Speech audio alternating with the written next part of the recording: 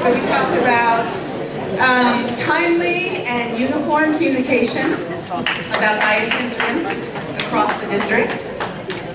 We talked about segregation being the biggest civil rights issue that our school district is facing at this moment, and the necessity of integrating schools. We feel like these bias incidents are horrible, but we feel like we need to be talking about this larger issue of integrating the schools, that the schools are becoming more and more segregated. Our town is becoming less and less diverse, and that we're seeing the effects of these things in the schools, so that what we really need to be talking about we is need to learn the language, the appropriate language to speak to them, because it's hard to speak without knowing that. So we've talked about having more meetings with the teachers, which I guess are going on to some degree, but also more meetings with the parents so that we can form a common language between us so that we're teaching our kids in the same way.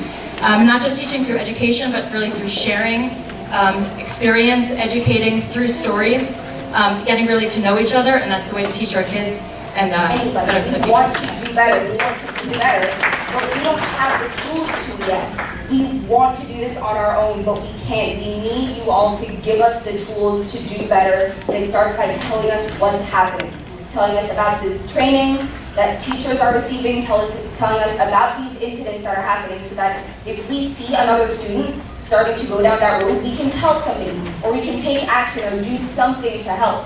Because sitting by and going, oh, I heard this, or X said that this happened, or no, I heard that this happened, it's not changing anything. The other thing that we really talked about was providing more resources for parents and forums for parents so that they can get more comfortable having these conversations.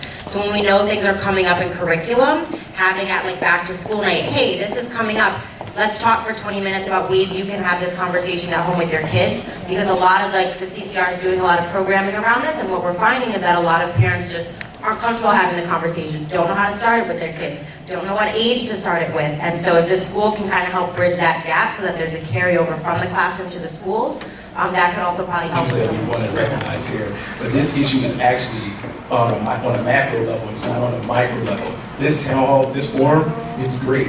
It's on a micro level. These things need to be addressed on a macro level. These things need to trickle down from the top. Needs to top down to make changes. And to start with that, you have to start with the apology. You have to start with an apology. You have to identify who's these individuals, and you need to take accountability for what they've done.